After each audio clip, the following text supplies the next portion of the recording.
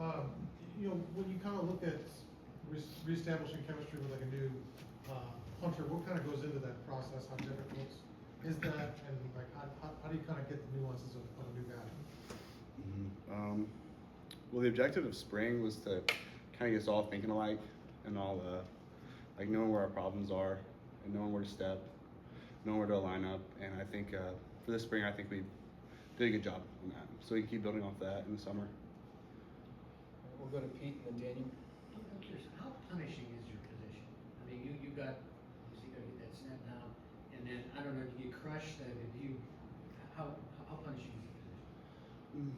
Punishing? What do you mean punishing? Well, how much punishment do you take? Are you able to deliver the blow as well as receive the blow? Yeah, I I try to be the one to deliver the blow, but for most of the time, it's kind of inevitable to get caught up like a pinball going through coverage, but just to keep moving forward.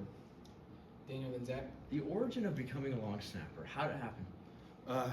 Well, in high school, I was heavy defense. I played a little bit in high school, and then I just went off to the side and started snapping to a field goal post, and I eventually got really good at it and had an opportunity to play at Kennesaw State, and just took off from there. I had a really good guy ahead of me who took me under his wing and really taught me everything, along with another guy that used to snap for the Falcons, is with the Chargers now, kind of molded me into what I am. I would imagine in high school there's probably not a coach who's specifically, helping you in that realm. How did you learn early on? YouTube, really, just trying to mimic, watch and repeat and do what I just keep practicing. That's all it is reps on reps on reps. Yeah. Zach and Liz. What's the most difficult part about long snapping? The most difficult part? Well, it's a multifaceted thing. There's a lot of different styles, and a lot of people would say that the snap itself, but I would say probably slowing the game down and being where your feet are and taking the right steps and being really measured with your footwork and being into the point where you can deliver the blow and not take it and get ran over. Liz and back to Pete. What impresses you about Nicholas Radchich? Yeah. He's doing a great job. He's talented, really talented. Like I said, we were trying to get us all to think alike, and that goes beyond just going out there and doing drill work. It's like, why are we doing this drill? Back home, we have a training session. It's with Coastal 1-on-1, and our hashtag is T4P. It's trained for a purpose. So each drill and each rep, we're like why are we doing what we're doing? And that makes it easier to translate onto the field instead of just going out there and kicking 1,000 balls just because, just checking a box.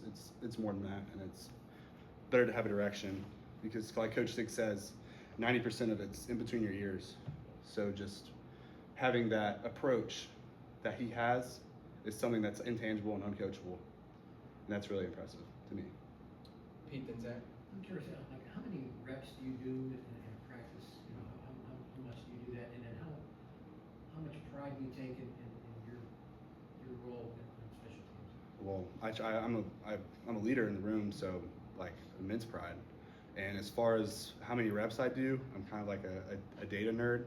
So I'll record all my reps for since 2022 when I tore my ACL. I was 50 was my number, and I ran a regression on Excel and I did my p-value for how many reps I took, and the amount of reps was the least impactful coefficient. So like I said, having that approach per each rep is what I'm focused on. When I trained in San Diego with Thomas Fletcher, he would snap a ball, then go take his helmet off and walk around, and then run back on the field, put his helmet on, and snap a couple more balls. But I try to stay around 50 so I can snap every day and come back fresh every day. Zach and Daniel. With the new look kind of special teams room with the transfers coming in, what goes into establishing that off-field connection with them? Well, thinking alike, and so much of it is the margin of who's better is just so small. So, everybody can snap, everybody can punt, everybody can kick pretty much relatively the same.